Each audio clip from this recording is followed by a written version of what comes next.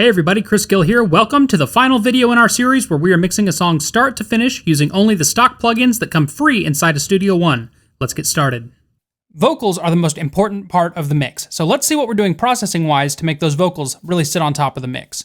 So let's take a listen to this part of the track right here. The vocals are pretty loud, and so that'll give us kind of a good sense of what we need to do processing-wise within the mix to get them to really stand out.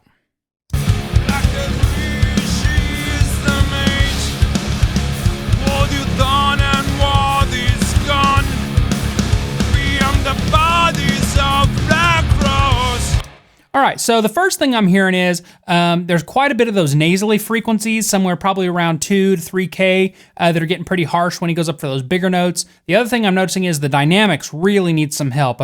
If not from listening, if we're just looking at this vocal track, we've got vocal peaks that are clear up here, and then we've got sections of the song where the vocal peaks are like way down here. So we really need to tame those dynamics so we can bring that whole level up in the mix to get it sound more even overall. Let's take a look at the processing. So first thing we have up here, if you've watched any of the other videos in this series, you know that I love the saturation knob, just good for giving that analog vibe, some analog character, and some harmonics. However, this thing will start to distort fairly quickly. So a good tip when setting this on vocals is, since it is the first thing in the chain, and it's happening before any compression that we're gonna apply, we need to pick like the biggest part of the song, and it looks like this peak right here is the biggest one. We need to make sure that this isn't distorting when we hit those high notes. So let's turn this on and make sure that this saturation light isn't hitting too hard when we get there.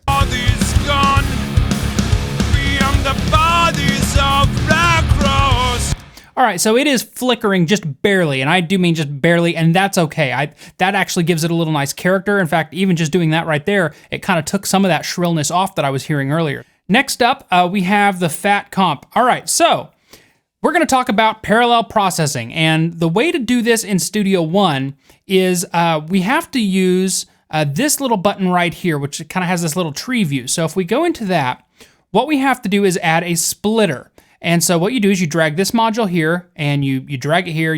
I've already done it, but you'd put it here, make a splitter, and then what this does is this creates two parallel sends of your dry signal after this saturation knob. So what we've done is we've got the Fat Comp, or I've put a compressor on here. I'm calling it Fat Comp. I renamed the plugin just so I could easily see which plugins are doing what. We've got this compressor here, and then we've got this completely unprocessed dry signal over here. So let's move the compressor out of the splitter chain just for 1 second and take a listen and a visual look at what's going on here. In fact, I'm going to collapse these so we can really just focus on this compressor.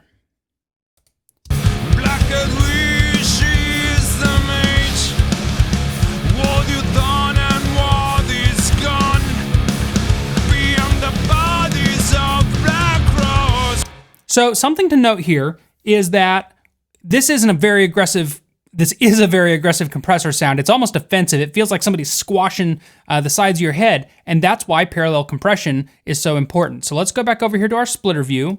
What we are doing is, since this fader and this fader for the dry signal are at the same level, we are basically getting a 50-50 split of our sound. So what that means is we have this heavy compression happening, but we are still hearing that dry uncompressed signal. So essentially what's happening is we are blending that super compressed signal up underneath that dry signal to give it that body and that volume without it being the dominant sound. So let's take a listen to this section here again, and I will toggle the compressor on and off so we can hear the difference.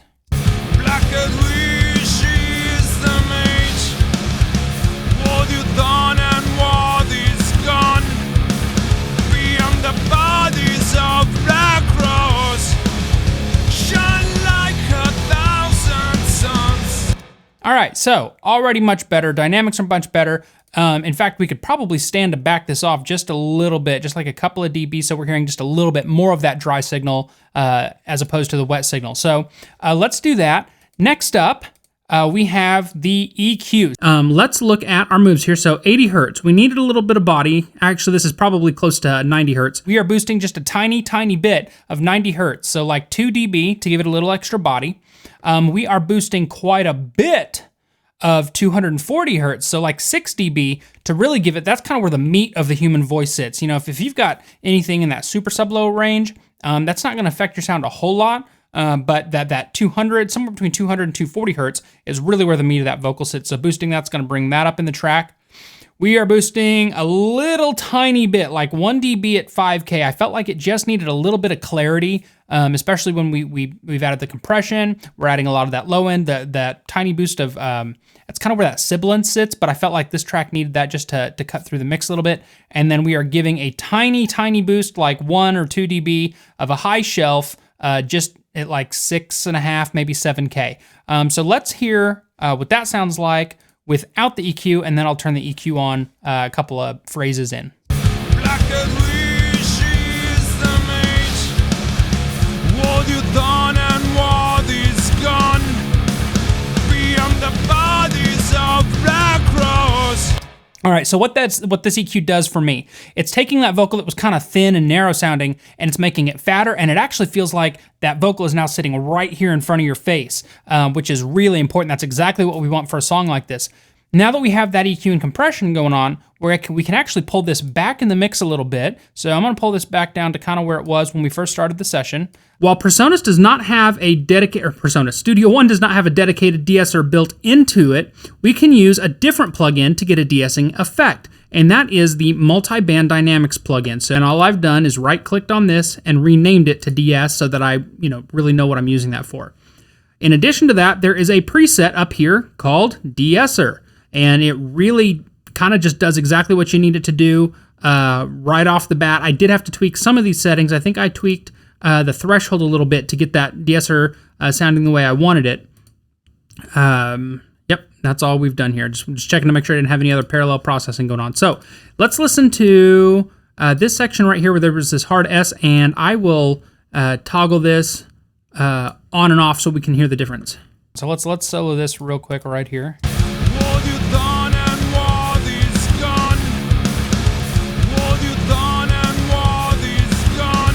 Much smoother. It really just makes it so it doesn't sound like somebody's got, an ice pick in your eardrum and it's just hammering away every time an S sound happens. I still felt like the vocals needed a little more presence in the mix. And one of the things I do to achieve that is through a doubler or a chorus effect. I really want that vocal to sound like it was almost recorded in multiple passes. So one of the ways I do that is I add this chorus plugin, in fact, and I am using a preset called the double penetration. And what this is doing is basically widening that vocal in the stereo field to really fill out the sound. So let's listen to just this chorus effect. What you done and what is gone.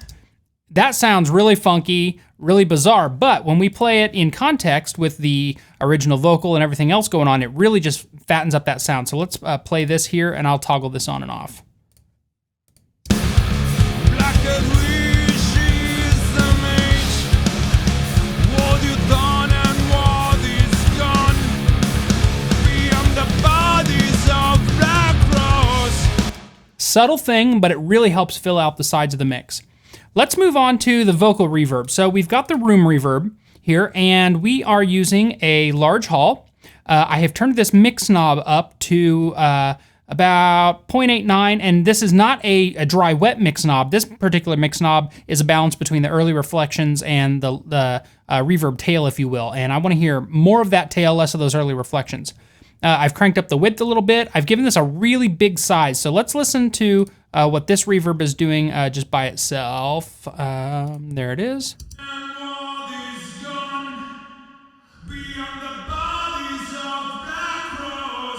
All right, so one other thing I should note here. I have turned this pre-delay up to 120 milliseconds.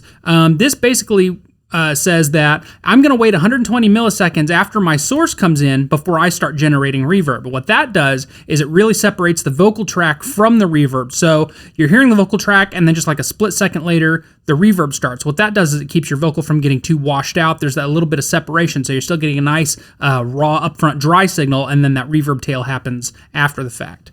All right, last thing we're doing here is delay, and we are using the beat delay. And here's what we've got going on. For this particular song, I felt like a quarter delay was exactly what we needed, and I have the feedback at 40%, I have the width at full stereo pan, and then I have a cross delay of 24 milliseconds. Now what this is doing is it's saying the right channel delay is happening 24 milliseconds after the left channel. So what that does is it kind of creates this stereo field. Let's play this delay. I'm going to turn it up here so we can hear it, and I will start with this off, and then I will pop the 24 milliseconds in and you'll hear the difference. Black Wish is the mage. What you done and what is gone. All right, so immediately for that first phrase, the reverb was just right up the middle, and now it's like huge and wide. So let's listen to this vocal track with all of those effects in, and we will talk about it. What you done and what is gone. Beyond the bodies of Black Rose. Shine like 1,000 suns. Dispel the frozen lake. All right, last up, and we're going to run through this pretty quick because I'm basically doing the exact same things for these background vocals that I did for the main vocal, except I've got a slightly different EQ move, and we're going to talk about that. First up, saturation knob. Again, you want to find the biggest part of the track to make sure this isn't breaking up too early. We have this compressor, which is, again, being split, so we're doing some parallel compression, and here I did blend that in. I've got this down tucked just a little bit below the dry signal.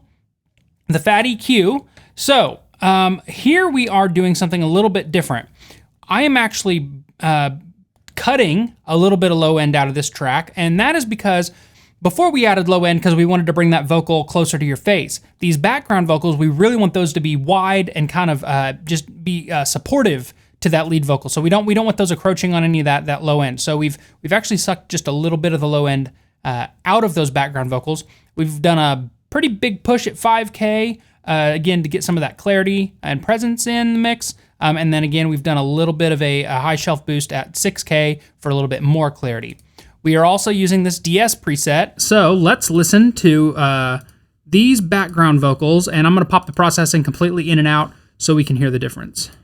And the bodies of Black Rose shine like 1,000 suns. Dispel the frozen lake. Let's see. All we're sending of these guys is to the vocal reverb. We don't want too much of the effects to get piled up. We don't need the doubler because these vocals were literally already doubled. So let's listen to all the vocals in context with the effects and see where we go from there. Reflect the seven flames and dogs of the barrel will take shape. Shine like 1,000 suns. Dispel the frozen lake. Reflect the seven flames and dogs of the barrel will take shape. All right, so that concludes our series on mixing a song start to finish using only the stock plugins that come in Studio One. I hope you've enjoyed this video. I hope you've enjoyed this series. If you like this video, please hit the like button, subscribe to the channel. Even though this series is done, we've got a lot more videos planned, a lot more new content coming your way, and we will see you next time. Thanks.